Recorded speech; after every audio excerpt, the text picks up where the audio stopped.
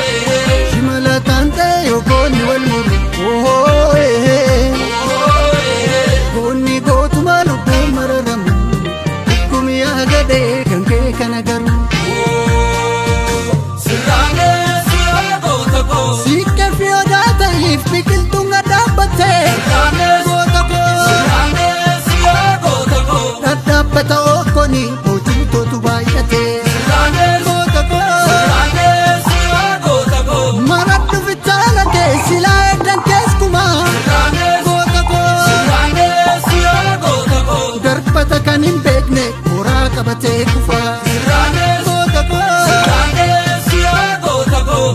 muka yaabanii albee morodaan qaru ofeegii yaa goota koo ofeeganii si galee abbaatti ni manii ofeegii yaa goota koo ofeeganii si galee abbaatti ni manii kaa'u jedhi yaalolee koo daabee itti birbir eemmolee koo na qabii ammas ammas kaa'u jedhi yaalolee koo daabee itti birbir eemmolee koo na qabii ammas ammas kaa'u jedhi yaalolee koo daabee itti birbir eemmolee koo na qabii ammas ammas kaa'u jedhi yaalolee koo daabee itti birbir eemmolee koo na qabii ammas ammas eemmolee koo yaalolee koo eemmolee koo yaa hiigannaa bonaa yaalolee koo yaa saroo basaree eemmolee koo lolaaf baati gadee yaalolee koo erga goonni galee eemmolee koo rooba baasa aduu yaalolee koo waraabeeksi dhalee eemmolee koo cidha keetti laalii yaalolee koo waarisiif hin tolle yaalolee koo hiriyaa dhugaa yartuu nama hu yartuu nama hu yartuu nama hu yartuu gantuu nama hu yartuu gantuu nama hu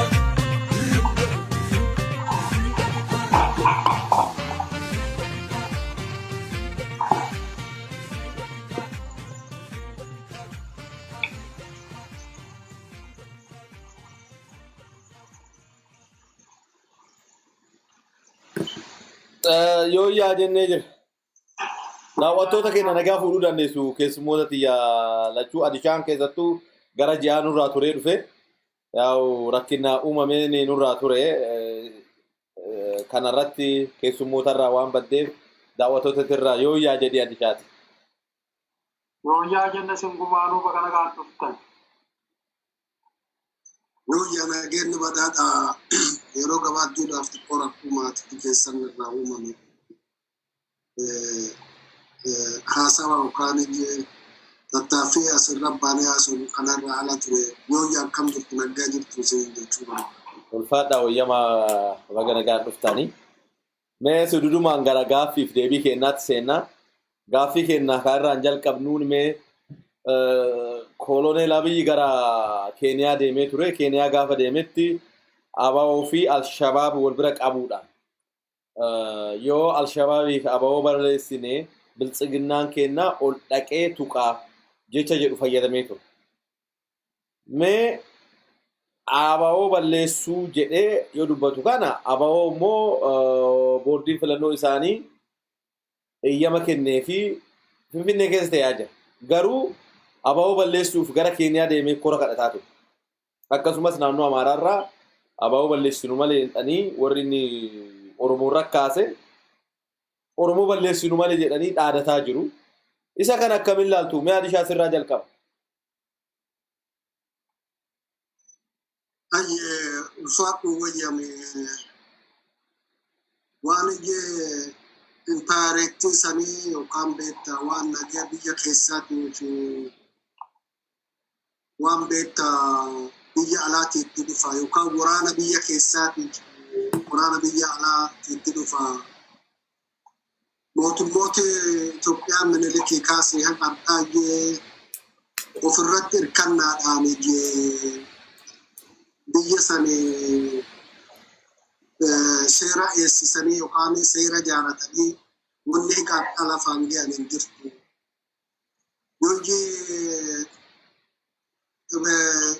Bara durii irraa kaannee laallee jenne akkaataa impaayerittiin sunitti ijaaramte gargaarsa Awurooppaatii fi Ameerikaa kanaan akkasiin ijaaramte harki mootummooti biyya alaa akka harka keessaa qaban akkaataa Oromootiin cabsuu danda'an biyya Oromoo qubattu lafa Oromoo qubattu kana saboota qubatan yookaan biyyoota jiran Jibuutii irraa kaasi Suudaan, Keeniyaa irraa Sumaalee biyya kana hunda yoo gaafa wararaan beektaa biyya Afrikaa kana gargar qodatichaa dhufanu biyya Oromoo kana irra naannawaa turan. Irra naannawaa turanii sababi naannawaa turaniifillee waan beektaa biyya Afrikaatti herrenne takka biyya Oromootti keessa basaasostii fi warri beektaa amantii qabatee deemu kun keessa seenee basaasanii jabeenya Oromootii fi seera Oromoo qabduu fi waraana Oromoon ijaarattee qabdu kana hunda dhanganii akkaataa beektaa biyya Oromoo kana warri adiin ku'ifi itti cabseetti seenuu gatii akka isaan kaffalchiiftu marroo dhanganii fi cinumaa leenjisanii dadhabaa gosa jirtu haa hijuu qabdu nyaataa fi meeshaatti kennanii nurra bobbaasaa turanii basaasaa gorsaa waan kana godhaa turanii amma yoo dubbii dheeressan ta'iniji yoo gaaffii teetita amma koloneeli Abiyyi maalii fi gara Keeniyaa kana deemee ABO'dhaa fi Alshabaabi balleessaa akka jedhee dubbate kanarratti yoo amma teennee ilaallu takkumaa yoo beektaa waan gabaasinee asii waan beektaa seenaa biraa keessa seenuu dhabaannee waanuma Oromoorra laallee jenne bara chaartiraatti kaannee akkaataa waraanni Oromoo bara chaartiraatti cabe hin yaadanna. Gargaarsa mootummaa Suudaaniitiin fi gargaarsa waraana Eertiraa yookaan waraana Shaabiyaatiin ABO yoo xiqqaatte gara waraana 40,000 olii ta'u biyya Suudaanii keessa dhaqanii xiyyaara achi as gargaarsa Suudaaniitii fi gargaarsa waraana Shaabiyaatiin ABO cabsan jechuudha bara chaartiraatu. Har'allee wayyaaneen bara fixattee gara biyya fiichoo galtee jettu. Har'a wayyaaneen hidda baattee humna qabdee humni isaanii sun Eertiraallee ta'e Itoophiyaallee akka rakkoo dhaluu danda'u marruu beekamuu fi yeroo hedduu Tigraay dhahichaa fi Oromoo dhahichaa fi akkuma barame biyya Oromoo kanaa biyyi Eertiraa yookaan Isaayyaasii dhabansiisaa lammaffaa itti jira duula hamaa Oromoorra geggeessu. Bara chaartiraa humna wayyaanee mootummaa ABO casse. Humna ta'ee fi ABO casse Shaabiyaa fi waraana Suudaaniiti. Har'a yeroo lammaffaadhaaf marsaa lammaffaadhaaf Eertiraan biyya Oromootti seenaa dabararraa baruu diddee ammallee biyya Oromootti deebitee biyya Oromoo keessa qubattee waggaa 2 fi haga har'aa waraana biyya Oromootti bobbaasanii ABO dhabamsiisna jedhanii waggaa 2 fi lola naannoo Wallaggaatii fi godina Wallaggaatii fi godina Gujii irratti deemaa turee fi har'a babal'atee biyya Oromoo kana guutuu ga'e akka dhabamsiisuu hin dandeenye hubatanii jennaan hunda yookaan gurmuuti'aaf jedhanii isaa herregaa turanii wayyaanee bara kaan cabsaa baate akka kayyee isin akka kenna akka mirga fiitii fi biyya fi irratti qabsaawaa jirtu hunda walii ta'an jedhanii Eertiraa hunda godhate akkuma seenaa biyya Itoophiyaa sun baran. Duraanii biyyi Itoophiyaa duultu yookaan beektaa Oromoo duultu Sumaalee duultu Eertiraa duulaa turte maqaa ifii yookaan beektaa biyya fi maqaa dhaatanu Eertiraanii beektaa oofishaalii takka kasodaan dhanne hunda qabdu guutuudhaan Tigraay bobba'an jechuudha. Tigraay bobba'anii istiraatejii ta'ii mo'amichaa ta'ii bifa feetee naataatuuti akka yaada isaanii propagaandaa isaaniitti Tigraay maqalee dhaqqabu jechuun akka Tigraay mo'atanii tokkotti ilaalanii waa asii achi isaa eegata. Odoo xiinxalanii ilaalanii haala miiraatiin adda bakkuma hunda akka saree maraattee koloneel Abiyyi adda achi tuqee sana achi ibidda achi qabsiisee akka saree maraattee utaalee Keeniyaan baay'ee jechuudha. Keeniyaan baay'ee wanti inni istiraatejii godhatu maali amma sagantaa isaa kophaa ifi akka biyya Oromoo tana injifatuu dandeenye dhaggee haguma amma Eertiraa wajjin Tigraay keessa seenassanillee garaa Oromoo kana cabsanii sammuu Oromoo kana keessaa yookaan beektaa lafa Oromoo bosona Oromoo keessaa abaa'oo akka qulqulleessina torbaan tokko keessa jedhaa turanii torbaan lakkisee adda waggaa sadi bulteerti ol guddataa jirti mana abaa'oonii ganda beektaa bosona keessaa baatee akka qarqara magaalaatti akkasiin dhiyaatte argichaani waan kana amma kora yaammate yookaan beektaa jigii yaammate jechuudha akka biyya Keeniyaa kana.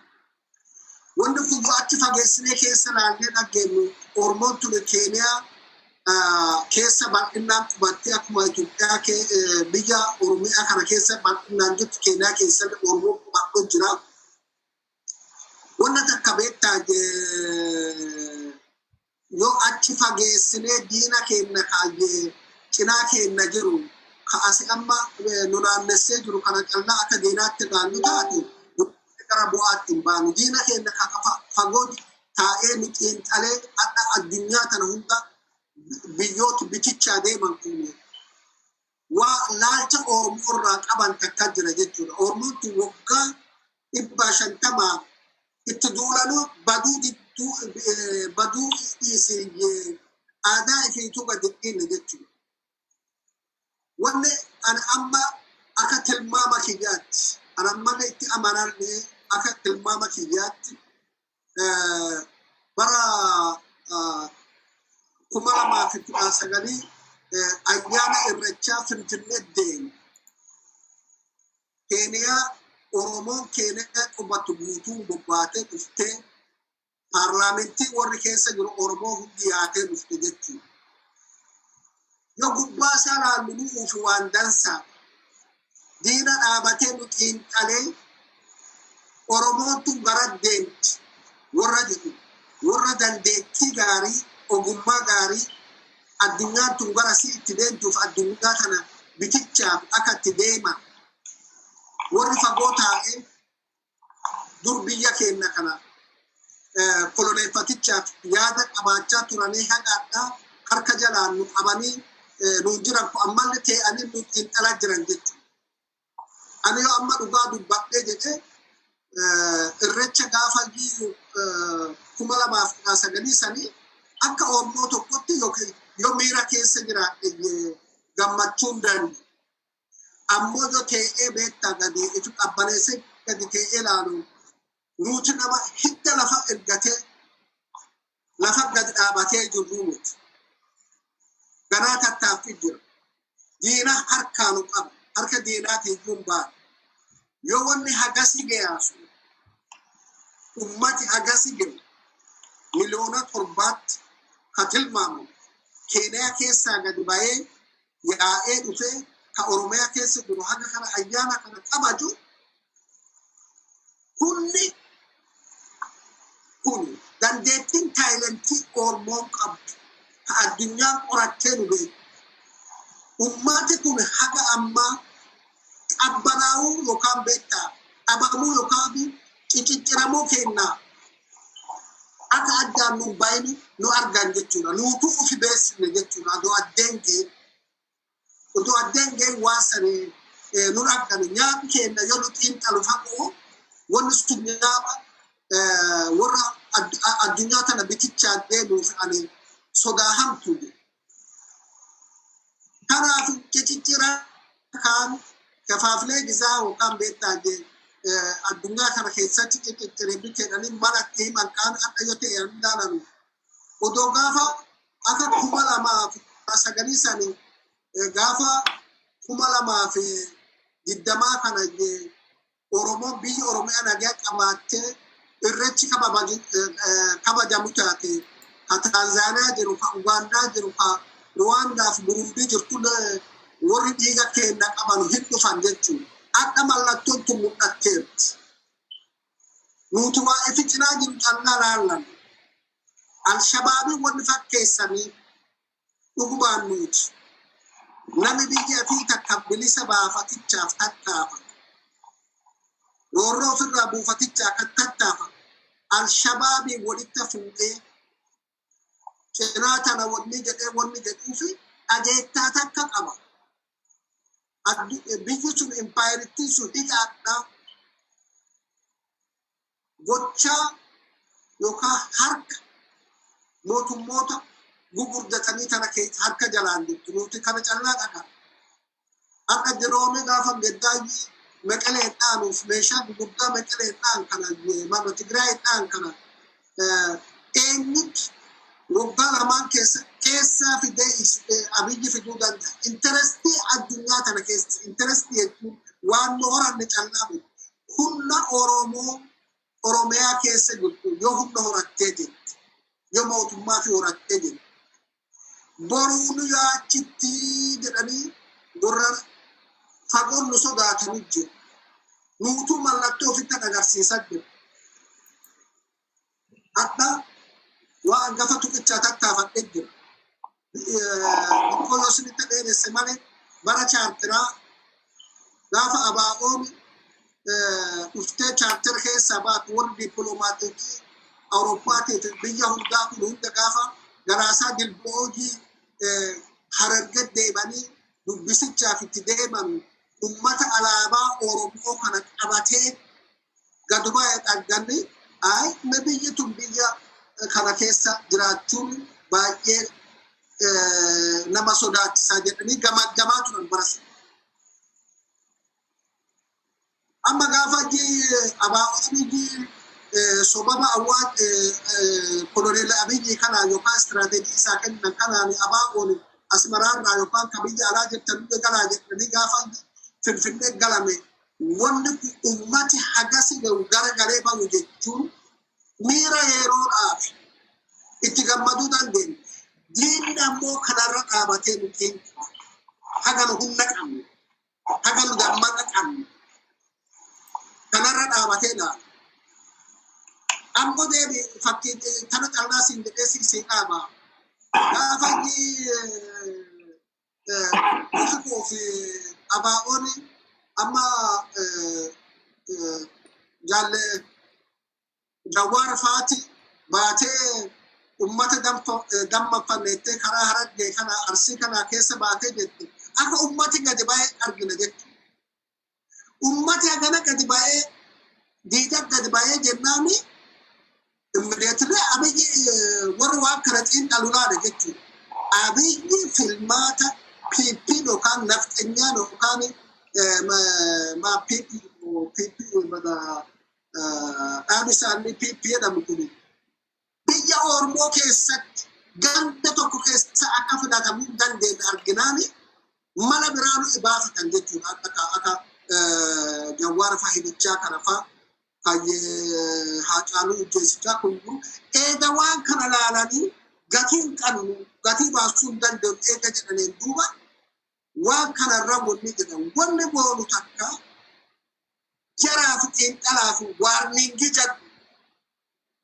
Waarniingii tana amma naannoo Eertiraa ka'ee amma Keeniyaa dhaqeera. Keeniyaa kana Oromoon tun boru akkana jedhan afaan diinaatiin dhaqanii ittiin mana akka nuti biyya keenya Oromiyaa barbaannu biyya Keeniyaan akka darree barbaannu afaan diinaatiin itti himan akka nu irra nuumutu waan agoodhaa jedhamtu taate waan babbadduu nama sodaachisaa takka suuraa kana kaasanii beektaa itti dhiyeessan jechuudha. Kanaafi Daboo godhatichaa fi wanni kun garuu hammami qabsoo Oromoo duuba deebitti yoo jennee jenna ani hin shakku an qabsoo Oromoo duuba deebitin jiru.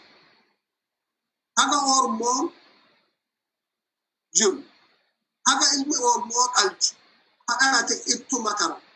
Nuutu haga sanitti isaanuu teessanuu nuutu kennu biyya keenya yeroo gabaatti kunni jenna jedha. Wanni kuni marsabeetta istirateejii addunyaa gara Oromoo kolaasichaaf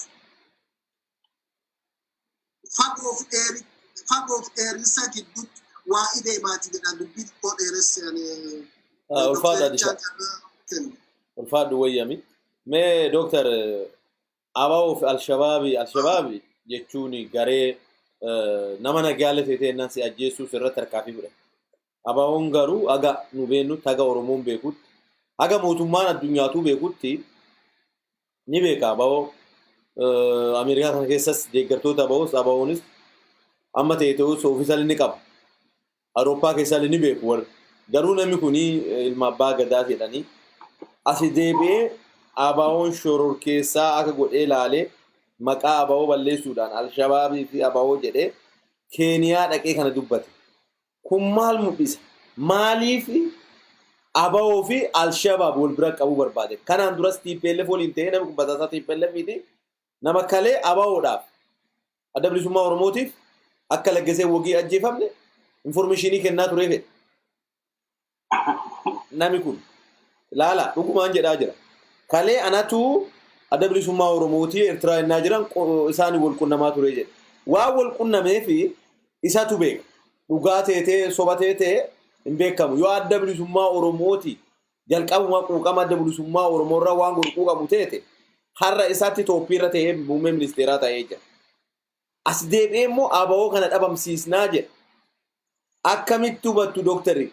Isa kalee kenne jedhu kanaaf har'a godhuu barbaadu waliin dhawu isa jala mee isa kan akkamiin laaltu?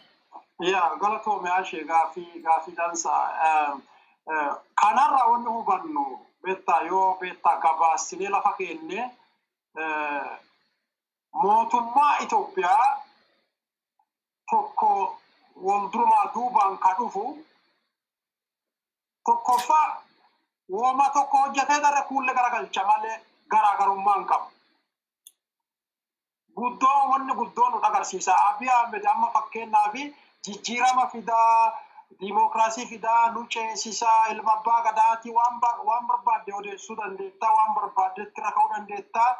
Dhugaan jirtu garuu wanni ifa mul'ata.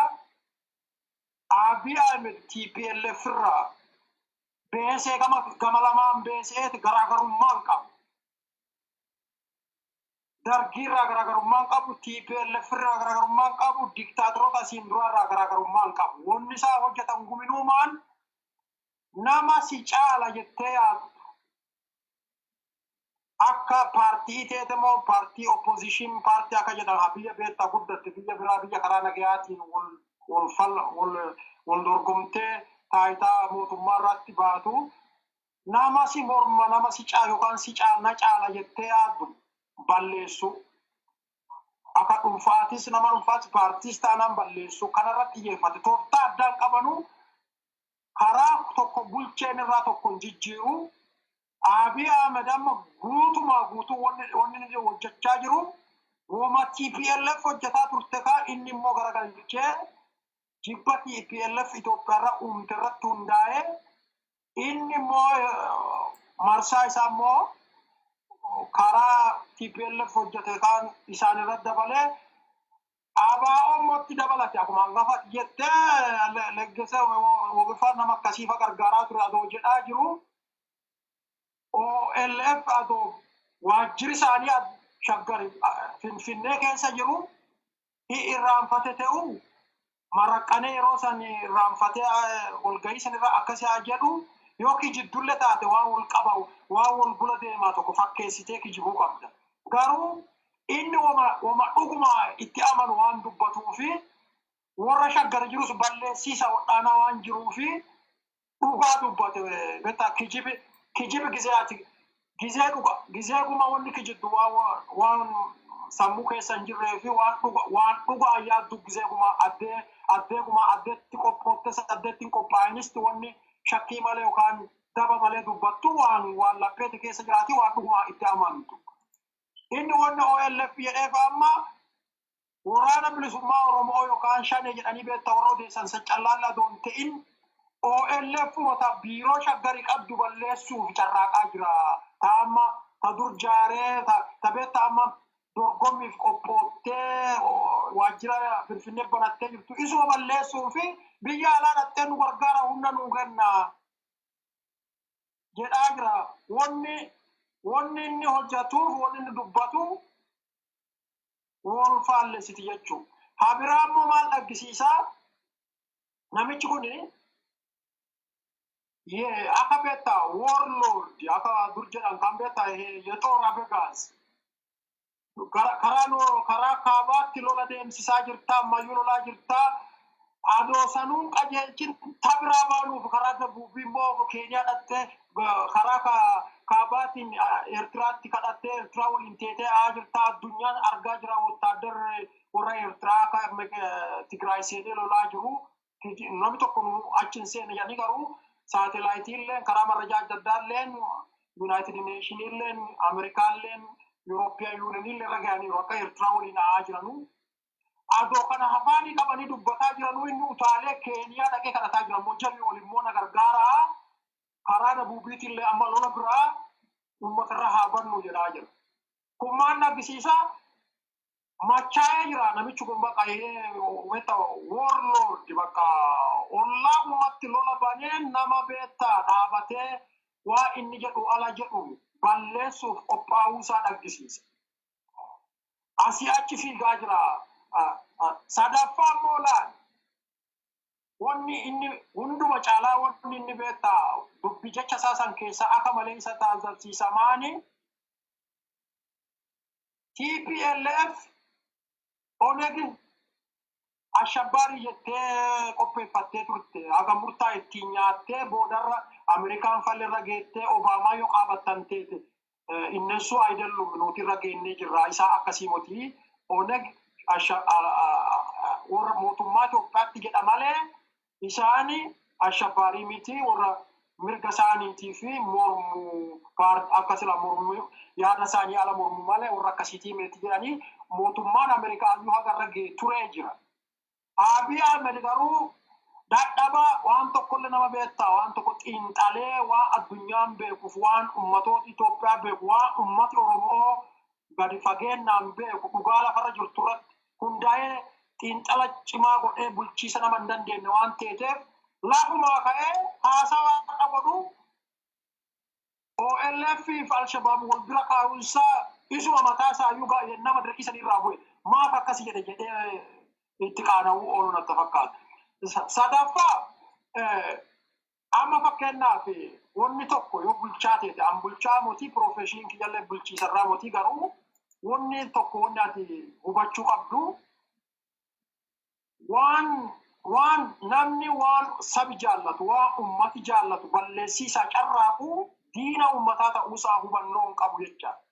Fakkeenyaaf TPLF onegi balleessina jettee akkuma hangafa Adoola jedhe waraana adda bilisummaa Oromoo yeroo ce'umsaa Itoophiyaatti seene warra hooggantoota adda bilisummaa Oromoo nama adda bilisummaa Oromoo deeggara jedhan.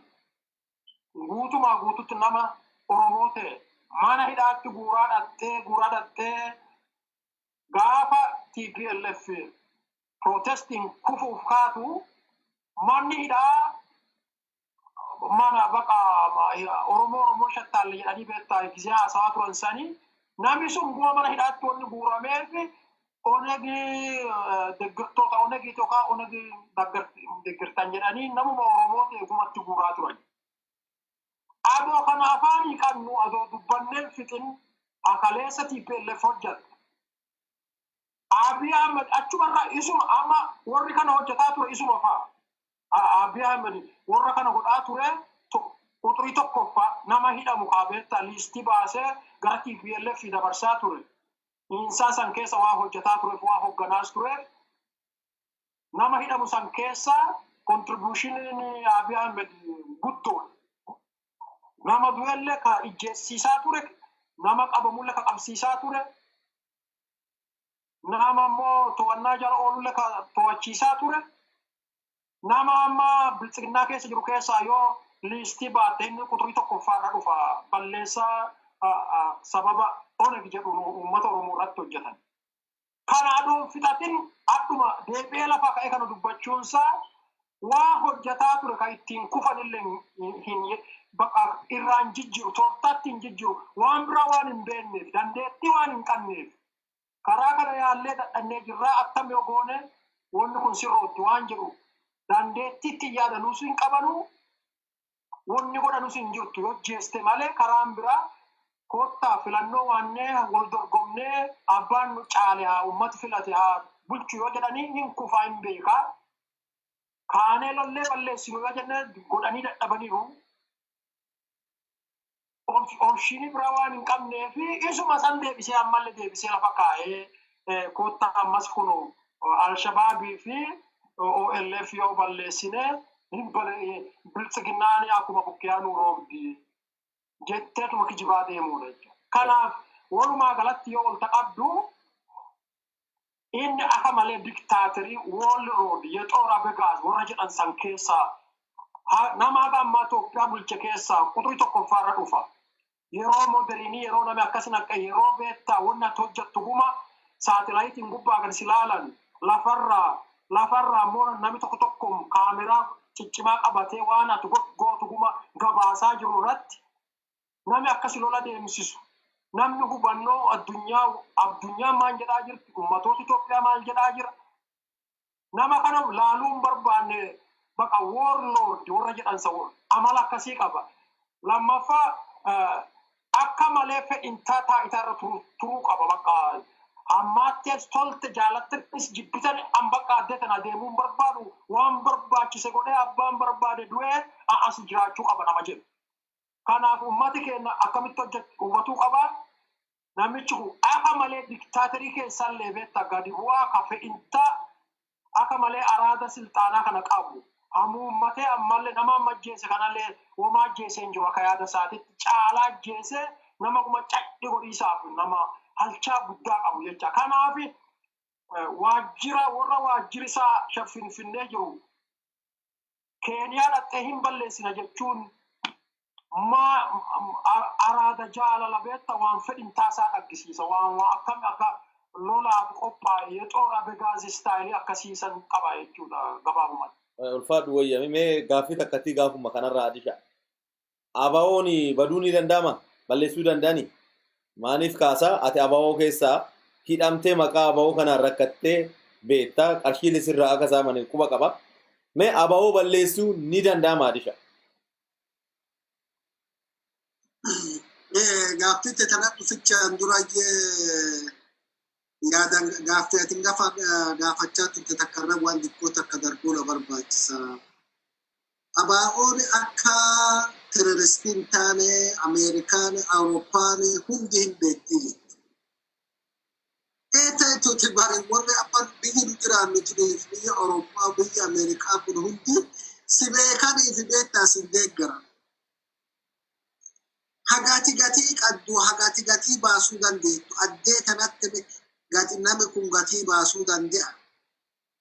Addee kanatti nama kana dhaaba kanatti fayyadamuun dandeenya.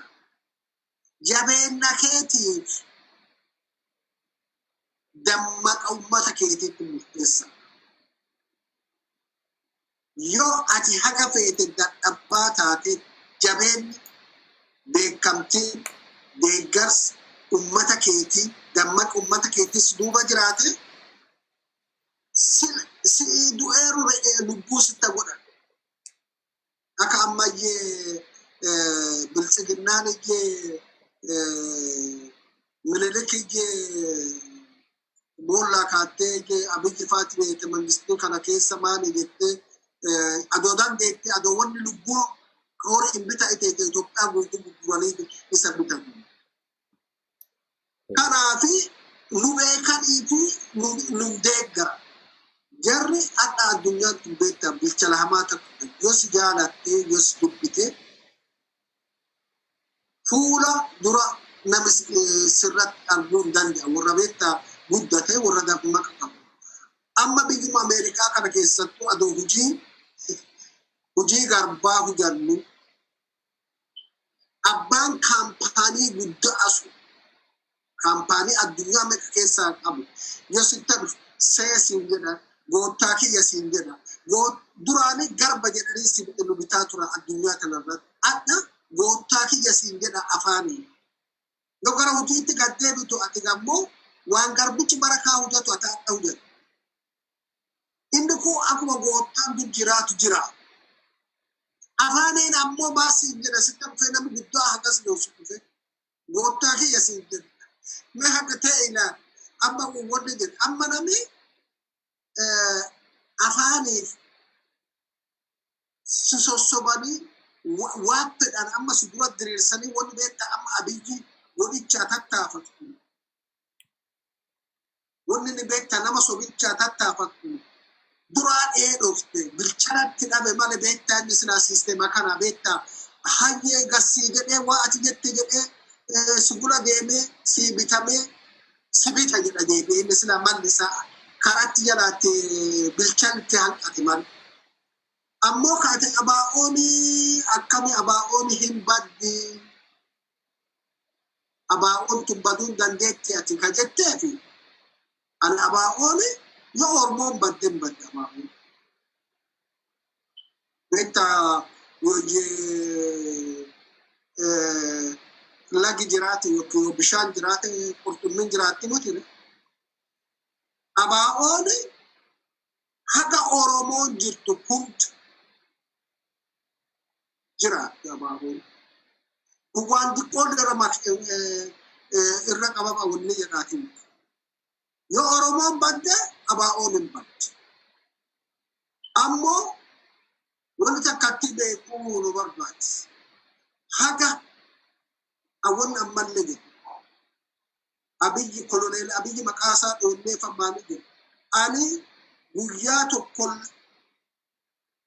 abiyyi ta'e haga fideeketti mootummaa darbanillee seenaa isaaniirraa asii achi dhufulle yookaan habashaa akka amma impaayiriitti jirtu itti fufnu taatee oromoo humna taatee humna ifiitti fattu takka humna haga humna baay'ina sin haga qabeenya sin oromoo yoo humna hin qabaatini mootummoota dhufanii darban hundi ilaalchi isaan nuu qaban adhalla ta'e boruulle sana jibbi jaala wanni nuti nagaatti argan heeraa fi seera keenya wanni asii achi haaraa fi hin jiru nu seeraa fi heera gaarii qabna agadaa wanni nurraa hanqate hunda isaan tiffannuudhaan heera isaan ittiin tiffannu san yoo hunda taane gadi dhaabatin ijjechaan nurraa dhaabatu hidhaansi nurraa dhaabatu saamichi nurraa dhaabatu kanaaf ammoo wanni nu baasa ijjannoo murannoo boruu prime ministerii ta'a boruu ministeera ta'a jennee yaaduu yaadaa qabsaa'uu yoo dhiibne warri qabsoorra jirru angatii tiyyaa ummata kanaa fi kaayoo tiyyaa kenna yoo jette waan takka gara fuulduraa sissuu barbaachisa dandeenya jechuudha. Ifi kennuu nu barbaachisa. Biyya san keessatti yoo haqarra dhaabannee dhugaa dubbannee jira. Biyya Jawaar Mahammed itti hidhametti biyya Baqqalee Garbaatti hidhamee mana hidhaa jirutti karaa nagayaatiin wanni jedhame wal sossobaaf yennaa dildila nu godhachuudhaaf malee faayidaan biraa jiru takkattiin sun takaraa abaa'oo akalee ganamaa isuma san jala dhaabanne Oromoo bilisa baasuu Oromoo nagaatti horuu kenna nagaa Oromoo nagaan jiraachisu hortee Oromoo heeraa fi seera Oromoo eeguudhaaf humna taanee mul'achuudhaaf addunyaa kana keessatti akka dhaggaaf dhageettaa qabeenya keenyaan nu beekan humna keenyallee nu beekuu nu barbaachisaa achiin duuba nagaa argannaa abaa'oo badhaadhiisii jiru ammayyee gandi dochiin magaalaa dochii beektaa waan keessa yaa'ataa fi birbisi ammayyee lafa biyyi beektaa waardiyyaa qabaa yoo xiqqaatte jaldeessa callaa mootii karra oolu namillee nama jijjiira. Kanaaf waan abaa'oo badichaa biraa deemee abdii kutadhaa jedhee nuti hin sharafamne. Ulfaadhu wayyame abaa'oo balleessuu jechuun abjuun bara beeraa biddeena jettii jedhani. Abjuu akkasii san ta'a jechuu jirtaan fakkaata adishaa ulfaadhu wayyame. Raangorre. Yaa abjuu bara beelaa sana abjootaa jira koloneel Abiyyi. Abaa'oo balleessaa jedhee asii achi deemee kora kadhatuu labsoo gaaffii uummata Oromoo gaaffii Finfinnee gaaffii tokko malee deebisuu hiree murteeffannaa uummata Oromoo eeyyamuu isoo kanatti deemee namummaanuu wanni abaa'oo balleessaa kana jedhaa kora deemuu fuun qabu beektaa. Itoophiyaa minilikii. Akka kanaatti dhiifamu. Yaa. Abiyyirraa aadaa akka kiyyatti waa ati itti asii waliin hin qabu asirraa abiyyirraa Finfinnee waan Finfinnee eega. Alle irra ulfaadha dishaa ilaa isarraa eegattu isa donteene ammaan isa gorsaa jira seeta isa akeekaa jira amma isaaf akeekaa jira wanni isa akeekaa jiru abaa'oo balleessaa Keeniyaa dhaqee kadhadhaa abaa'oo balleessaa Eertiraa kadhadhaa naannoo Amaaraa warra Amaaraa kana kadhadhaa jedhee Oromoo dhabamsiise jedhee addee deemurra gaaffiin Oromoo ifa bilisaan lafa taa'ee jira gaaffii Oromoo deebisuudha gaaffiin Oromoo hin deebisa jedheetii miti kanaanis hin beeka harka dhibbaatti abii deebisu dhiisi gaaffii biraa Oromoo irratti uumee namicha deemaa jiru kan akka ta'een beekama gaaffii Oromoo Finfinnee Oromoodhaa deebisuudha hiree murteeffannaa uummata Oromoo eeyyamuudha kana gootee jennaan gaaffiinuu abaa'oo balleessa aneebelu balleessaan hin jiru Oromoon qabeenya fiitti dhibbatti akka fayyadamu godhu kanan godhu kanaafuu abaa'oo balleessuun hin danda'amu kanaaf jechuu barbaadeetti ulfaadhu wayyame. Achirraa yaada tokkocha itti dabaluufi amma laalimee ati waan beektaa fedhintaan nama miliyoona 50 miliyoona 60 balleessaa nama keessaa baasa jettee kaaba kibba lola barbaadiisa ollaa gara baaya dhiyaa fiiguurra maal rakkoon jirtu mee isin gumaa koottaa gadi ta'a abaa'oolle teenaan warra birootis teenaan gadi teennee laalla jechuun akka malee yaada hamaa yaada sodaachisaa karaa biraatiin waan namichi kun jedhu laalla Itoophiyaa akkuma diktaateroota Itoophiyaa akkuma jedhaa baate Itoophiyaachiin yoo nuti farraste malee inni akka waan beektaa utubaa Itoophiyaa guddaa ta'ee jiruuf fakkeessee isaa gadi namni hafe hundumtuu baduu qaba yaada jedhurra hundaa'ee carraaqa. Abaa'oon yaada namaatiif fedhintaa namaa yaalamee jira adoo badateetee abbootiinsaa kan inni amma a'aa jiru kun hin balleessan turanii garuu balleessuu dadhabanii aga ammaa jira jechuu barbaade. Ulfaadhu wayyami mee gaaffii lammaffaa ceena.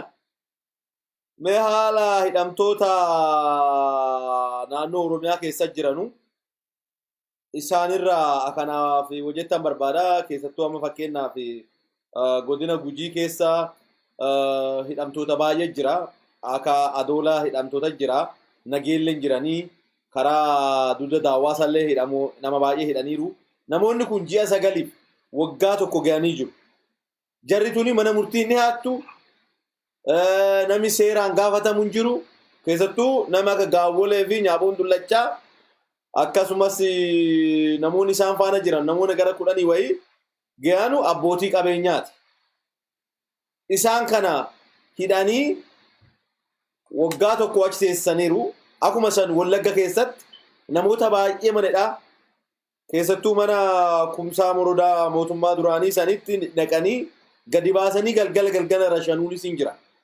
Akka mootummaan dargii durii Oromoo rashanee Oromoo fixaa ture kan wanni sun ammas deemaa jira.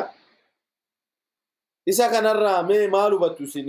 Oromiyaa guutuu deema kun Oromiyaa guutuu keessatti waan akkasii deemaa jira.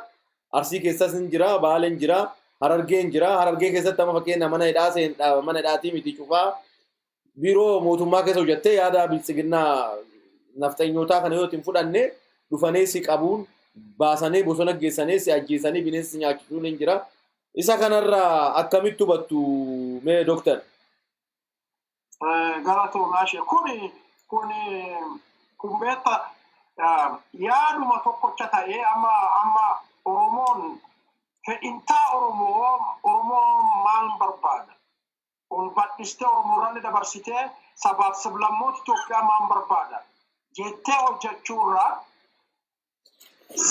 mootummaan amma namichi kun jaaruu yaalu mootummaa akka durii qabeetta yaada warra nafxanyootaa Itoophiyaa guddoota isaan callaa tajaajiltu sabaaf sablammoota cinaa deebistu san deebisuu waan barbaadanuuf ummata Itoophiyaa keessa ummati badhaan lafti badhoon Oromiyaadha ummati bal'aanis Oromoodha lafti irraa waan baay'ee saamuu danda'anus qabeenyi guddaan jiru Oromiyaadha.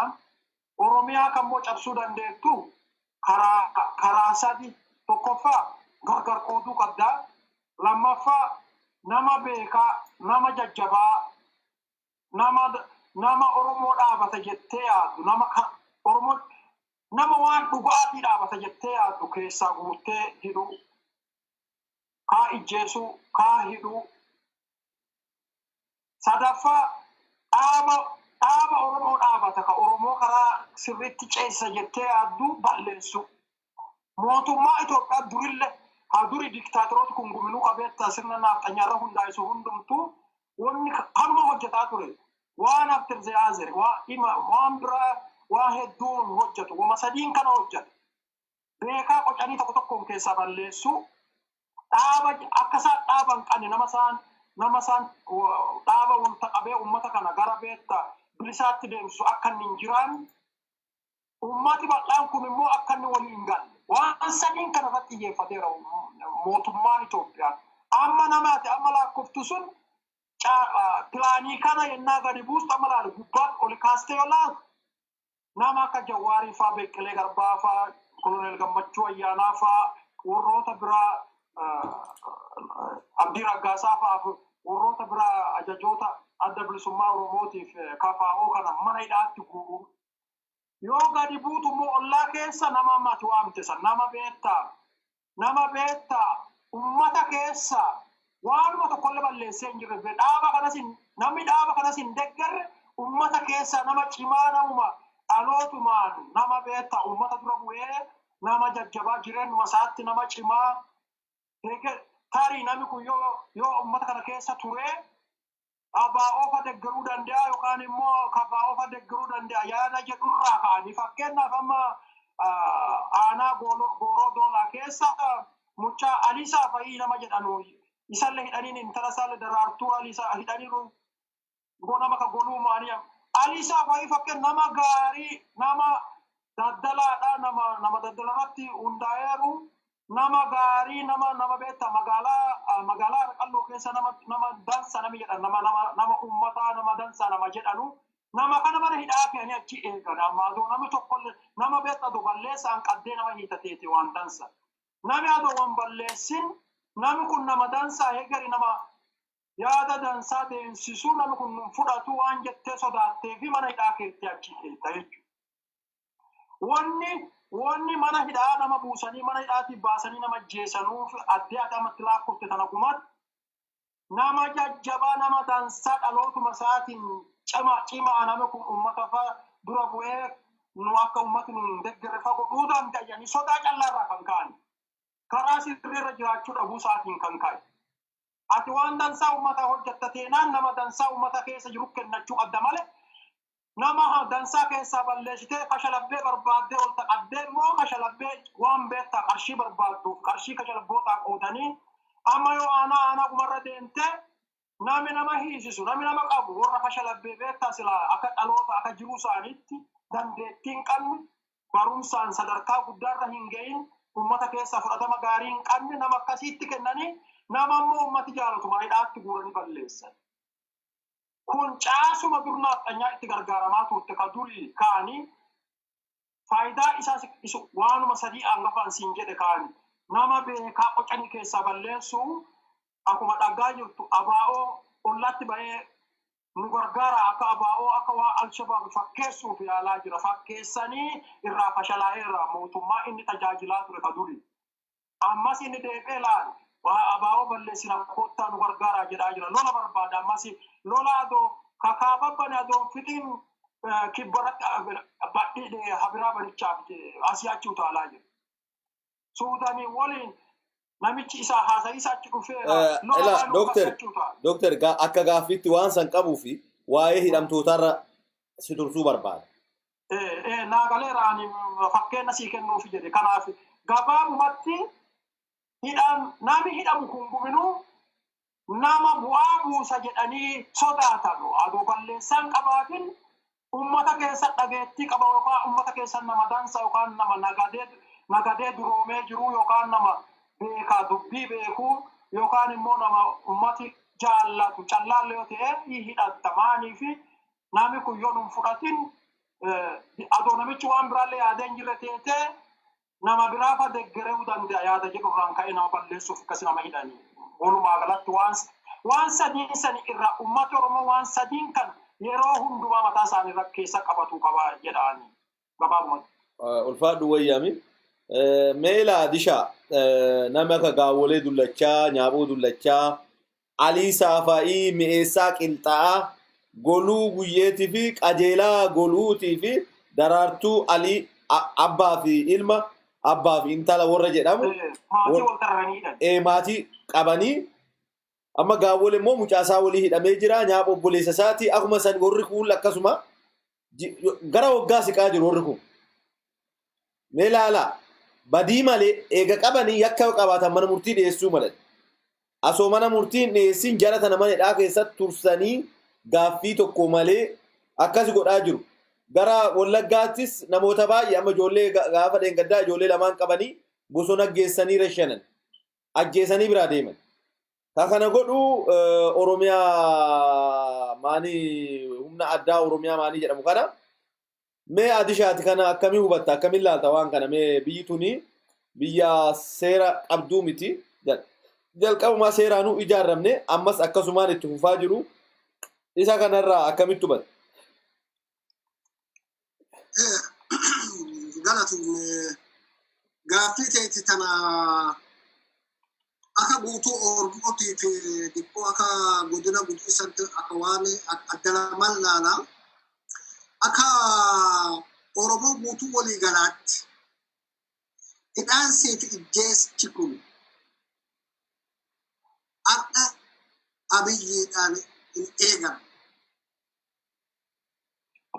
Wanni hidhaansaa fi amma ijjeechaa lafa Oromoo kanarratti baay'atan wanni maal nun agarsiistu jette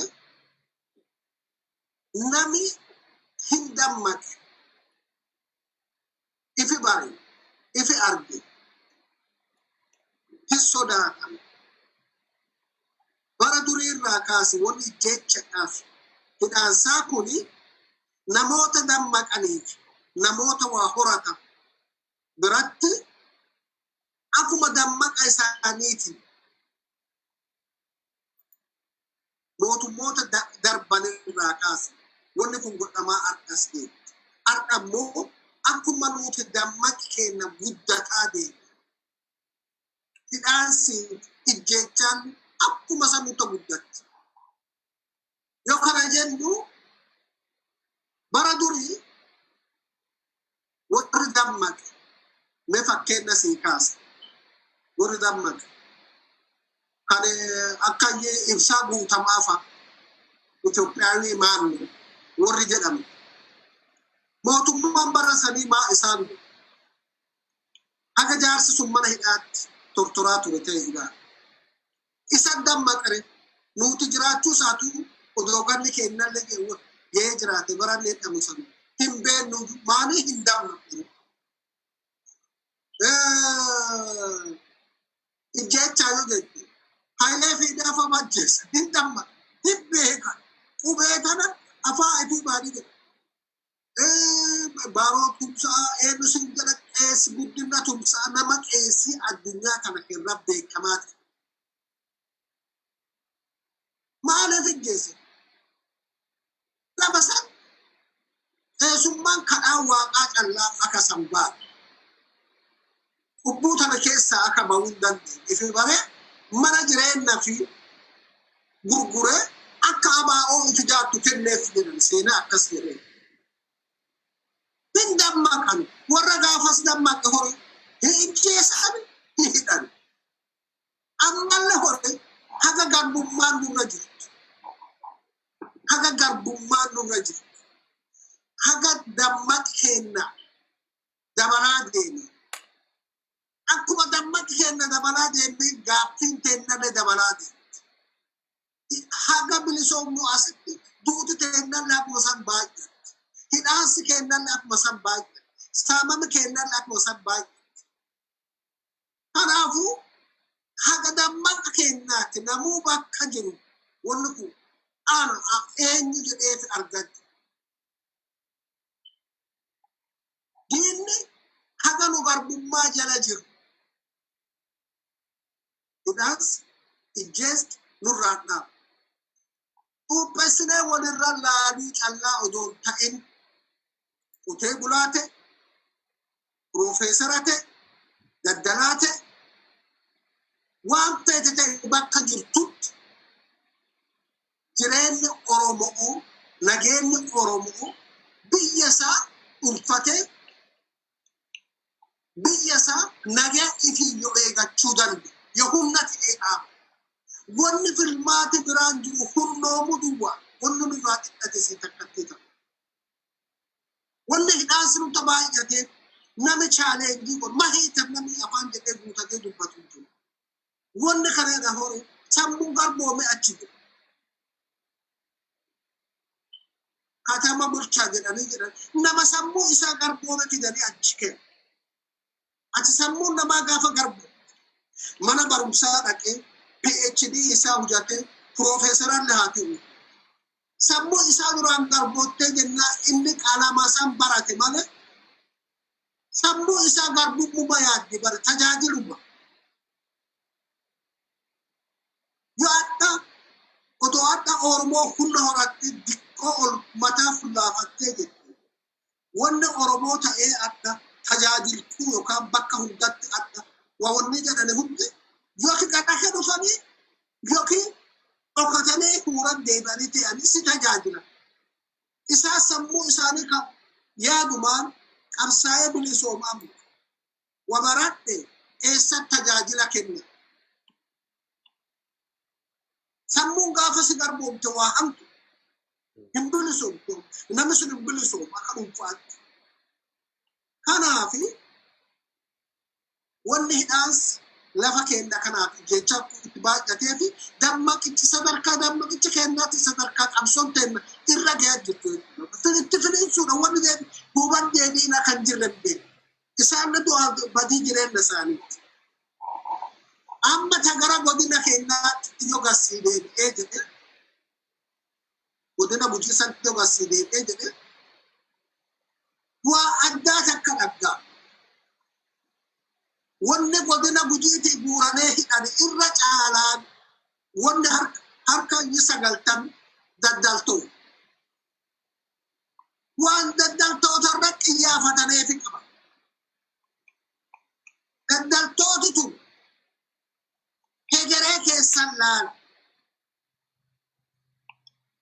waasaa bitaa turan akkaataa isaan waa horachaa dhufan haga isaan nama isaanii bira dhaabatan ammoo waan ikoonoomii irratti yoo ati ilaaltee jirtu qabeenya lafa jalaatiin ta'e qabeenya lafa gubbaatiin latti gujii lafa addaati latti gujii irra qubatu kanaafi firrille nyaapille lafa tana taargeetii godhee laale. Nama achi ba'u sant humna ta'e ajje wahoratee jennaani nama gargaaruu humna horate. Hegeree sijjeesichi amma beektaa amma jarri kun. Yoo ati nama daddalaan akka naannoo sanii namni tokko hidhama. Yoo adda saafayii dambii hidhama. Saafayii dambii duuba maaltu jira? Qabeenya meeqa jira? Kaahiga addaa himmunyuuqii waggaa tokko keessatti wanni biizinesaa kuni bulii ijoollee waan meeqa diigama? Maatiin diigama? Hojiin tan diigamti? Nama abdii sirraa qabu ati addaa ka hawaasaatti si ifi dura laalchisaa tuu jettuuti sun maatii meeqa diigama? Kan nama kuu jettuuti. Fakkeenyaa sii kaase. Gaawwalee jettee ka alii saafa'ii kana ta'e eenyu jedhe. Iyyaafannoo addaa wanni daddaltoota Gujii irratti karoora godhan. Daddaltoota lafa sanatti riphitee jirtu jira. Warri kaayoo biraa qaba. Akka dabaa warra kana dorgoma. Haga warri kun humnaaf beekamtii dandeettii hawaasa isaanii biraa fudhatama qaban. Haga isaa hawaasa isaanii waliin jiran marroo beekanuuf qancarsuudhaaf Gujii qancarsuudhaaf amma nama hidhame sanii moti beekadhatu wanna ilaaluus barbaachisa. Walii galatti Gujii akka addaatti qabeenya lafa sanii walii akka Oromoon naannoo sanii Gujiin akka hin guddan akka addaatti irraa hojjetan jiru. Eenyu si qo'ata? Warroota daddaltoota akka keetii ta'anii qabitamanii jiru. Yookaan kasaba biraa ta'anitti akka jiran hundi fuula dura adiin baya ebelu jedhanii wanni duruu hojjetamaa turan kanaan dura waan jedhe akkaataa namni Gujii gara biizinesaa asii kun akka daldala asii kun waan asii gaditti qixxaa kaasee seenaa nama gaddisiisu tokko waan jedhee kanaan dura dubbadheeru jira jechuudha. Akkaataa nama Gujii kuwa daldala jedhee yoo achi asii furlaa'ichaa jedhu bara durii horii baasitee daddaltooti biraa galii biyyaa keessaatiif gubboo kennite nama kana gibira irratti tuuli jedhanii siisteema daldalaa keessa baasisiisan. Tokkoon keessa eenyutu jira seenaa gara duubaa fudhatu bara dargii keessa eenyu jira namni daldalaan Gujii jedhanii gaafa. Akka hegeree bara waggaa 30 kana keessa namni tatattaafatee waa horatee jijjiiramni guddaan lafa sanarraa dhufatti. Jijjiirama kun guddataa deemee borumaa iti alaa akkan dubbadhu sana. Kanaaf hegereetee dhagganii keessattuu daddaltoota godina Gujii irratti xiyyeeffatteetu warri jeenaaf xanyaa. Kana jechuu danda'a amma. Ulfaadha wayyama mee gaaffii itti aanu ceenaan gaaffii xumuraa godhannaa isa kana. Mee haa ta'u imala Prime Ministeerii Suudaanii gara Itoophiyaatti kan godhe guyyaa lamaa fi viizitii guyyaa lamaa jedhamee Prime Ministeeriin Suudaanis akkasumas Abiy Ahmed Tiwiiterii fi irratti Feesbuukii fi irratti maxxansee ture. Haa ta'u garuu saatii lamaan keessatti xayyaaraan namichi gara Suudaanitti deebi'ee wanni jedhamuuf. Isa kan akkamitti hubattu isin maalirraa argitan? Imalli guyyaa lamaa saatii lama keessatti akkamiin xumuramuu danda'e? Mee Dooktar jalqabiitii isa kana xumura sii goone. Galatoomaa ishee እንግዲህ nuti walga'ii keessa hin jirru garuu yoo amma malaan tilmaama beekta waan yaada haala jiru yoo laaltee akkuma laalaa jirtu mootummaan Itoophiyaa addunyaan akka inni gadi taa'ee marii godhee waan warra jiru warra paartiyoota mormitootaa warra ta'anis namoota bebbeekamoo nama hidhees nama siyaasaa hidhee jirus baasee gadi taa'ee rakkoo jirtu yoo beektaa guutumaa guutuullee hiikuu hin dandeenye akka ta'e irraa salphisaa deema adoo deemanirra silaa sirriidha karaan sirrii karaa sanii addunyaalleen akka inni karaa san deemu barbaaddi. Namichi garuu mootummaan Itoophiyaa walumaa galatti mootummaan namicha kanaan hoogganamu kuni akka durii qabeettaan lolaa waan guma fi jala deebisanii ana malee namni tokkollee hin hafne haga jettutti itti fuftee yoo namni guma aduu waan balleessee danda'uteeti akka balleessutti waa yaalaaf carraaqaa fakkaatti. Marii warra cina'aa kunilleen akkuma inni nu afaan ifiitiin dubbate karaa noorzii karaa kaabaatiin Isaayyaas akka ta'e gargaaree jira akka Isaayyaas isa gargaaraa jiru itti baramee jira. Loltooti Isaayyaasiin lakkasaan isa duukaa bu'anii lolaa jira irra gahamee addunyaan bareera.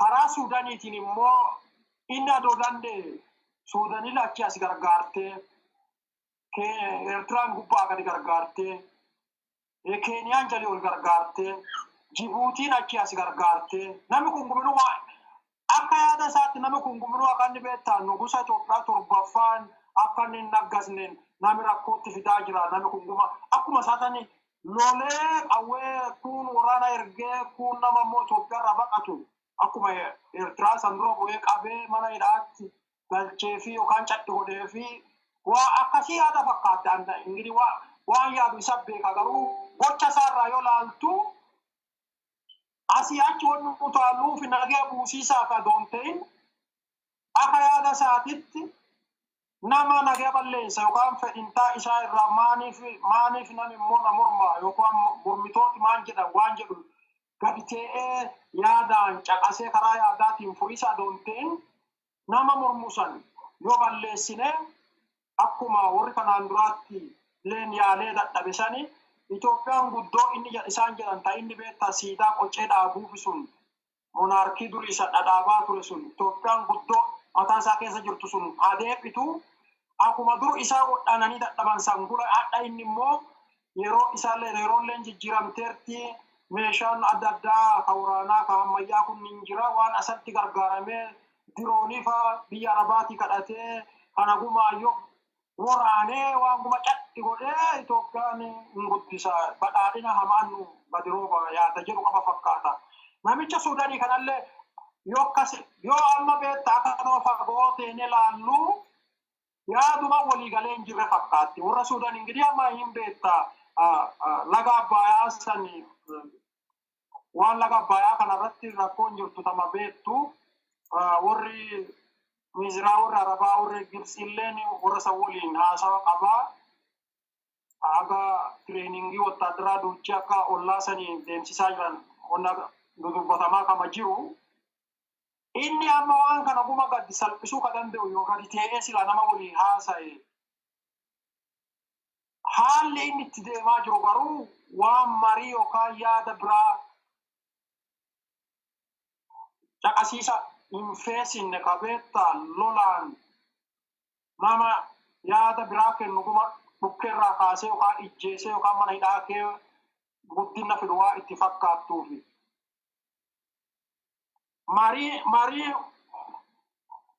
Mariin silaa isa warra san waliin deemu gabaabbinni yoo akkana fagoo tilmaamte waliigalteen hin jirre waan hin jirre fakkaatti. Walumaa gala garuu waa inni yaade caalaa waa inni hojjete callaa adoo laallee eessa akka deemaa jiru maa akka inni fedhu amma wanni shakkii qabnu hin jirtu ifa mul'ata. Inni gaafa Nobel Prize argatu wanni inni hojjete gumaa sirri waan jedha itti fakkaatte. Nobel Prize wanni kennaniifi yaada kanarra yaada wanni ati amma jalqaba wanni ati dubbatte kun guma dansaa waan sa itti fufii akkuma dubbatte san lafarrallee hojjedhu caalaa midheensaa deema akkuma ji'a afaaniin jette kana mooraalii beektaa kun keep it up jechuuf itti kennan. inni garuu akkamitti fudhate amma wanna feete dhiyoo hojjadhee addunyaan na jaallatee jira wanna godhuma sirri jedhaniiranii baaloo lola adeemsinu yaada jedhutti seenee ammas karuma sangula bagaara fakkaate. Kanaaf walumaa galatti inni ollaasan qaxanaasan gumara akka malee disturbii godhee lola beeta regional war the biggest warlord ta'ee ollaasan guma lola walii dha'ee kanallee caddi goona sallee caddi goona Itoophiyaa guddoo fi akkuma Minilik fa beeta asii achi duulanii lolanii lafa adda addaa uummata adda addaa ijjeessanii fi quxurii baay'ee ijjeessanii caddi godhan kan akkasuma innilleen siidaa isaa dhaabatee achi ka'ee fakkeenya isaatiin achirratti xiyyeeffatee mootoo saniin nama kuma caddi goonee warra ollaa kanallee hanugula dhufee nurraa fudhate nu walii haa'uuti kan nu walii haa'uun barbaanne hin barbaannu yaada jedhu qaba fakkaata jedhaa walumaa galatti. Ulfaadhu wayya mee adisha tarii namicha kana waa mootummaan Sudaan immoo lafa qabatee jira lafa durii waggaa 27 fi mallees laanumaan sobataa achi deebisaa turee fi qabatee jira amma lafa fiideeffatee jira maalii fi dhufaatiin guyyaa lamaa sa'aatii lama ta'uu danda'e jettee yaadda adisha. Dansaadha ulfaadhu wayyame wanna kayyee informationii alabbaa'ee wanni tana jennee amma dhufee deebii isaa malee wanni alabbaa'e hin jirtu. Ammoo haala lafarra jirurraa kaatee wanna waa amma mootummaa Suudaaniitii fi mootummaa Abiyyi kana waan dubbachuu dandeenyu takka hin qabne jechuudha. Amma yoo teellee ilaallee jenne mootummaan Suudaanii yookiin Prime Minister Suudaanii kun Suudaan akka biyyaatti yoo ilaaltu lolaadhayyii Abiyyi Tigraay buulee Isaayyaas Afwerqii waliin ilmaan Tigraay uummata Tigraay biyyarraa ari'aa jiru kun eessarra dhaqanii dhangala biyya Suudaaniitti dhaqanii dhangala waan lafa jiraatu waan dhagan mootummaa tokkorra dhaqanii dhangala. Wanni kun gaaffii takka kaatti maaloo wanta kana akkaataa wanni kun cituu dandeettuun akkaataa wanni kun qabbanootuun akka araarri bu'u kaasuu danda'a Prime Ministerichi kun dhageettii amma argataa Suudaan jirtu kana waliin. Dhageettii amma Suudaan argataa jirtu kasiin jedhu mootummaan Suudaan biyyi Suudaan sun qophii bara dheeraa terroristii maali jedhanii waa blacklistii keessa galmoofteettu akka maannoo amma Ameerikaa irraa kaatteetti. Abdiin Suudaanii baay'ee bal'uudha. Qoqqobbiin irraa kaateetti. Kanaafi waa hojjetichaa karoora qaban mootummaan Suudaan mootummaa abdii qabu nama abdii kutatee mootummaa waa hojjetichaaf warra addunyaa kana biraalletti dukeettee laata. Kun daangaan gafayyee tuttuqichaaf atillee yaalte lafa Suudaan naamaalte jettu jira. Lafsa adda Suudaan qabatteetti. Kana keessa miira walitti turan qaban.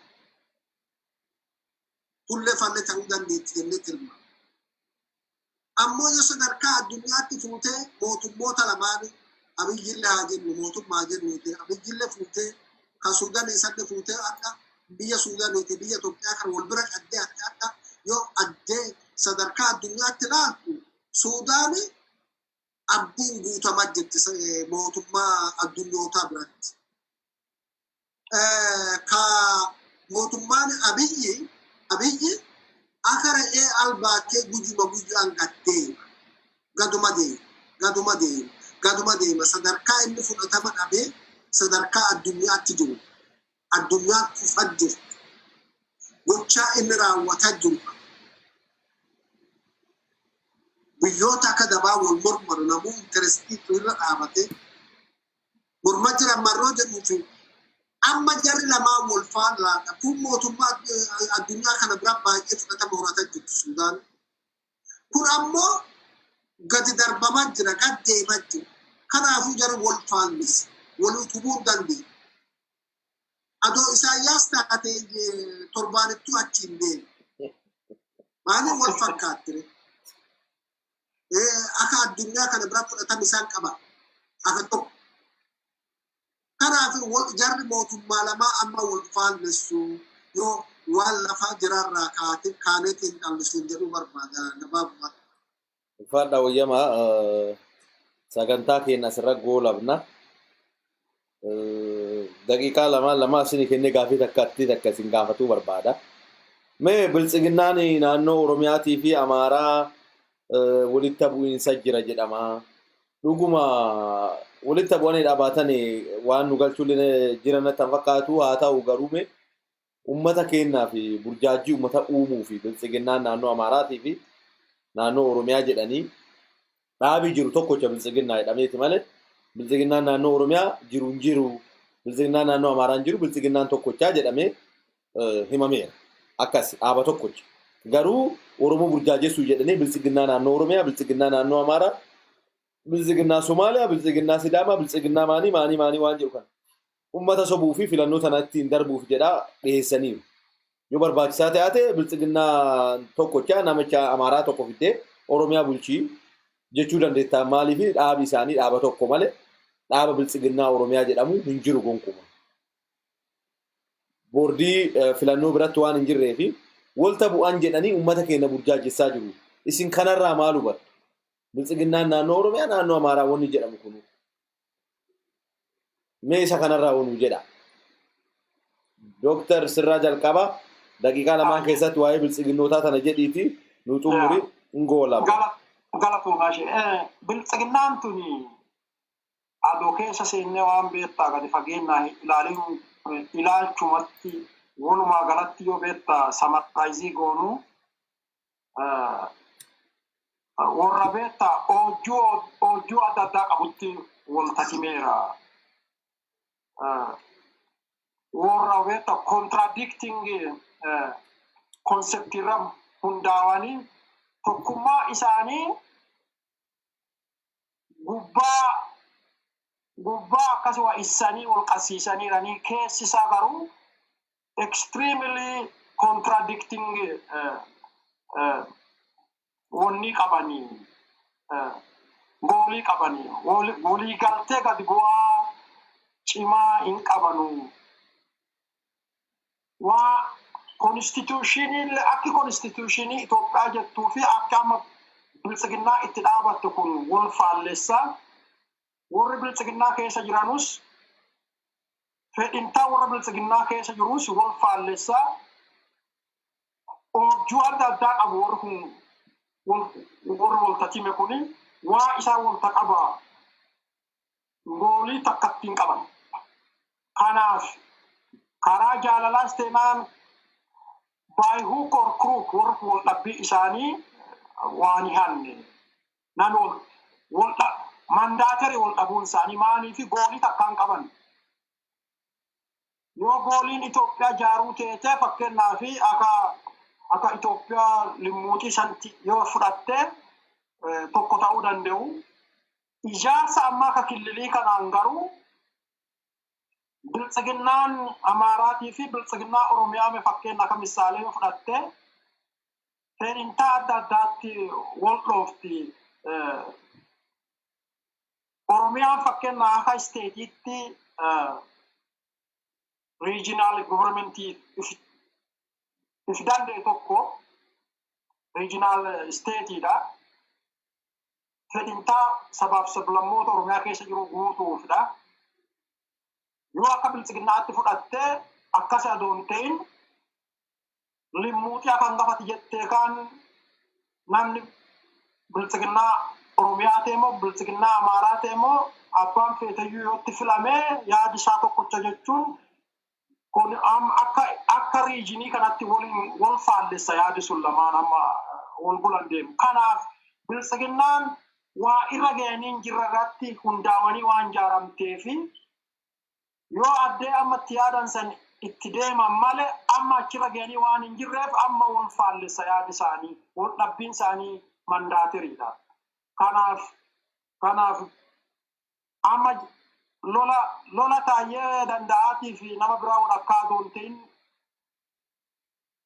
dimshaashuma walumaa galattuu yaadi kun oobjuu wal faallessu walta timee jira. Tasuma waliin deemuu hin danda'u. Amma akka biltsiginnaa itti yaadamte akka iiseefaa durii kaanis yeroo dargii nami iiseefaa argitaniif kan natti fakkaata. Akka iiseefaa jechuudha amma biltsiginnaan. Iiseefaa jechuun paartii limmuutii Itoophiyaa guma walumaa galatti iiseefaadha. Kifilaagiriin hundumtuu nama paartii takkatti jechuudha.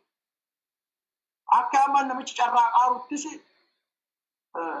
opposition party waan hin qabne biltsiginnaa waan jedhan Itoophiyaa guma dabalattee Itoophiyaa akka sanatti amma jaaramtee hin jirtu. Itoophiyaa jechuun amma regional state kudhanii walta dachee Itoophiyaa uumaa regional stateen sun ijaarsa adda addaatii fi goolii adda addaa irratti hundoottee jirti. Fedhintaa adda addaa qabdi.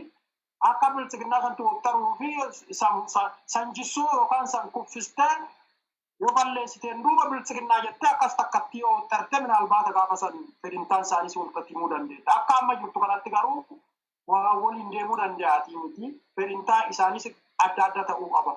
Fedhintaa warri gubbaa taa'ee haasa'u fedhintaa tokkos qabaachuu kan danda'a ta'a gadi buutee lafarra garuu wal faallessa. Jedha gabaabumatti. Ulfaadhu wayya. Mee Adishaa ati isa kanarraa hoo jedhi biltsiginnaan dhaaba tokkocha. Tokkoffaa immoo biltsiginnaa dhaaba biltsiginnaa jedhamu Oromiyaa fidanii badhaadhina jedhanii afaan Oromootti hiikanii akka bara tokko hayyootni afaanii jedhanitti maqaan hin jijjiiramuu jedhame. Fakkeenyaaf Xuqur Ambassaa ka jedhamu kana leenca gurraacha jennaan lakkii maqaan waan hin jijjiiramneef Oromoos ta'e eenyus Xuqur Ambassaa jedhuu qabaa jedhan. Biltsiginnaa jedhamu badhaadhina Oromiyaatti jedhani ani maqaan kiyyaa Ashannaafiidha. Afaan Oromootti kana waamaa jedhuu qaba jechuudha Oromoodha. Maqaa waan ta'e. Sukki jibaa biltsiginnuma Oromiyaa keessattis biltsiginnuma yaa kadireen uummata bira fudhatuun agarsiisuuf jedhanii badhaadhina jedhan malee biltsiginnaadha bakka sun biltsiginnaadha addee barbaaddetti iyyuu. Kijiba akkas odeessu malee. Ayyee biltsiginnaa jedhanii maqaa kiyya amma Ashannaafi yoo Ashannaafi irraa jijjiiratu barbaadde daayirektuma deemee injifataa yookiin mooyaa jedhee afaan Oromootti hiikadhee Amaariffallee nawaami injifataan nawaamtaa Oromiffallee nawaami injifataan nawaamta. Garuu Ashannaafi jettee nawaamta amma jijjiiradhuutti jechuudha. Biltsiginnaa jedhee eega dhufeen booda Oromoo burjaajessuu fi badhaadhina jedhanii dhaabi badhaadhina jedhamu boordii filannoo biraa waraqata hin qabu eeyyama hin qabu. Kanas silaa hubannoo keessa galchaati. Mee waan kanarraa wanaa jedhiiti Adishaa xumurii ulfaadhu wayya. Ayya galatuun yaadaati amma gaaffii ati xumura rakkaatte kanarraa yoo kaa'ee jirte ati waa seeraa haasu. Seerri biyya san jira. Ati amma waan mana murtii dhaqee mana kanumaanii jijjiiradha jetta. Nama burjaajessaa fi yeroo ittiin bitatichaaf afaan nama faajjessichaaf biyya seera hin jirre takka keessa jirran. Ati amma waa tartiibi afaanii akkana lingwistikii waan lingwistikii irra yoo kaattee jirtu. Yoo waa seeraan rakkaattee jirtu. Ati waa seeraa waan beektaa uumaa rabbi lafa kee haasu. Jarri akka san dhalan faallaa kan. Kanaafuu an kana caalaa waan sin jedhamu qaba. Ammoo taayee gara kaanitti yoo si taammayyee waanno biltsiginnaa naannoo Amaaraatii fi biltsiginnaa naannoo Oromoo ka jettu kana ani biltsiginnaa naannoo Amaaraa beeka malee biltsiginnaa naannoo Oromoo ka naannoo Sumaalee kan naannoo Sidaamaa kan naannoo Walaayittaa ani hin beeku akka ta'e wabbiitti. Sababi maayyoo naan jette biltsiginnaa jechuun dhaaba nafxanyaati. Nafxanyaa yoo isa quncittee keessa jettu Amaara keessa dhagatta kaayoo Amaara. Waan nafxanyaan jedhu biltsiginnaa waan kana hujachaa jiru. Tokko Haacaaluu Hundeessaa nu ijjeese. Jawaar Muhammad warra abaa'oo kana hunda hidhaa jedhan hidhaa. Eenyu nama kun warra Amaaraa yookaan dhaaba Amaaraa ka'abiin ka'ammayyee bilchiginnaa jedhan wanni gaaffii karaa Amaaraa irraa dhufu hundi bilchiginnaa keessa hojiirra oolaa. Kanaafuu bilchiginnaani waan kaayoo naftanyaa yookaan naftanyaa keessa wanni jira Amaaraa kaayoo Amaaraa deemsisaa jirti. Kanaafuu ani yoo ammanatti himuu dandeetta waan gaaffii Oromoo yookaan wanni Oromoon barbaadu takkattiin bilchiginnaa keessatti mul'attee tonaan jetta alla baruu barbaadaan hima wanni waa Oromootiin waa Oromoo balleessaa dhagga malee waa Oromoo gaaffii deebisaa fuudhamu. Kanaaf nuutu addee kana dhaabannee amma bakka kana teennee yennaa haasofnu bilchiginnaa Amaaraa yookaan bilchiginnaa Oromoo jedhichaa fi wanni tochii yookaan beektaa gochaa Oromoo mul'isaa wanni Oromoo achi keessa itti dhagamu takka jirtu hin jiru. Amaaraa jirtu wanni deemaa jiraatu jira Amaaraa.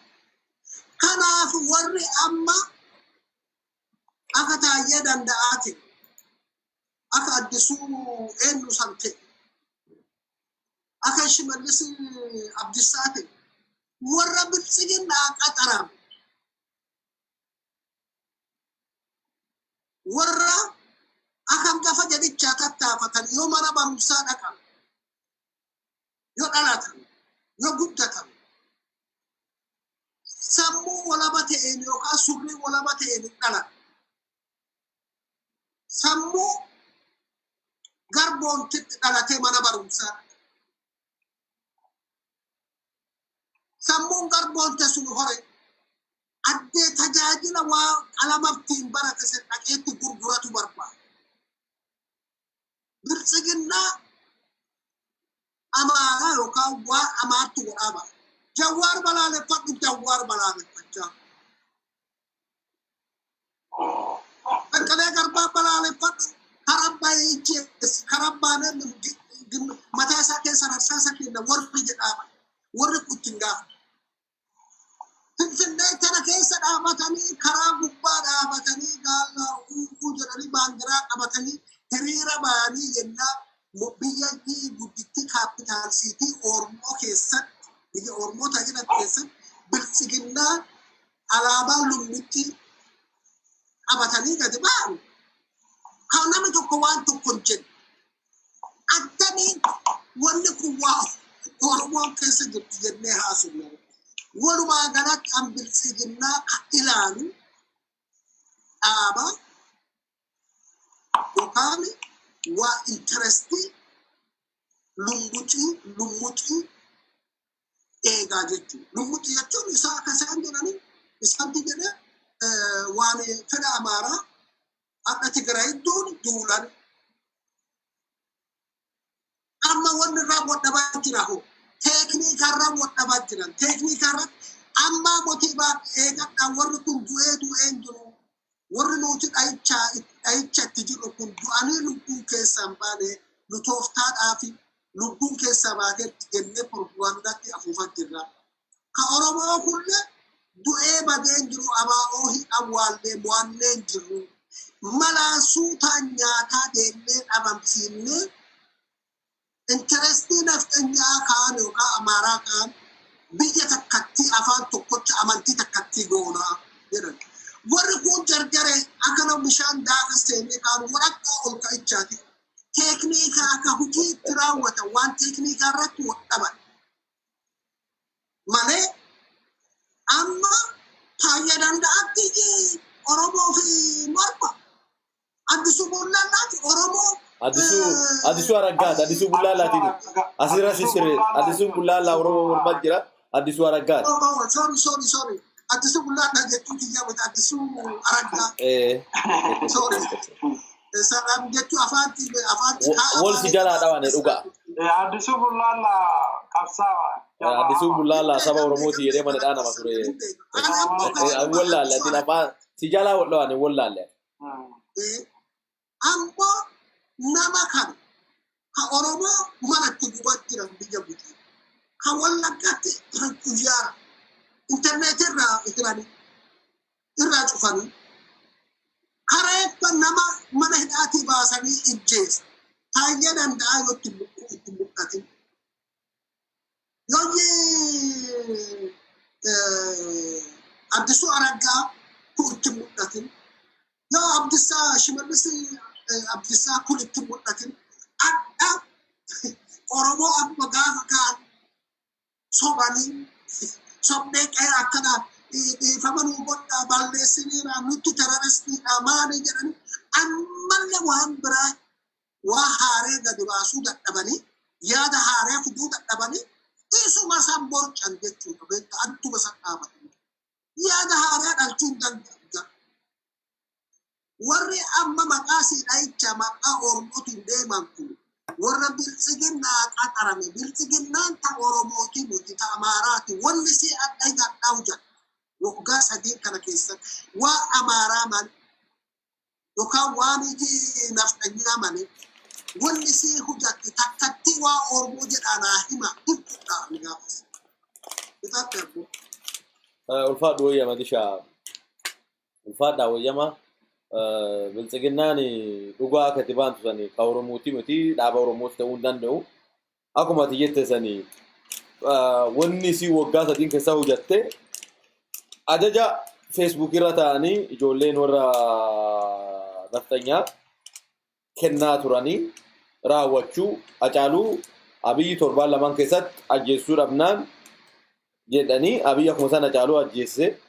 Akkuma san Jawaar nuu hidhii jedhanii Jawaar hidhee Beqqalee nuu hidhii warra Onegii nuu hidhii Maraaraa nuu hidhii amma Maraaraan lakka isaaniidha mugaafataa turanii Ameerikaa tana keessa faatti walitti qabamanii qarshii buusaniiru gara birrii baay'ee buusanii turanii hooggantoota Oromoo cufa dhabamsiisna jedhanii karaa Abiyyiitiin kana godhuu qabnaa faayinaanshaali Abiyyi bira dhaabanna jedhanii Daalaasittuu walitti qabamanii qarshii baay'ee walitti qabataa turan jedhama. Kun akkasii ulfaadhaa wayyamaa daawwattootaa fi hordoftoota gumii bokkool kadhuftanii gumii bokkoo dhageeffattan ulfaadhaa wayyamaa yuutuubii gubbaa deemaati gumii bokkoo miidiyaa jedhaati yuutuubii gumii bokkoo Oromoon marti sabskraayibii fi laayikii nuu godhaa maaliif kaffaltii hin qabu miidiyaan kuni miidiyaa Oromooti nu laayikii fi sabskraayibii gochuudhaan nu gargaaraa isiniin jenna. Ilmaan Oromoo bakka jirtanutti ulfaadhaa wayyamaa waluma qabnaa nama biraan qabnu jechuu barbaada ulfaadhaa wayyamaa. Nagatti.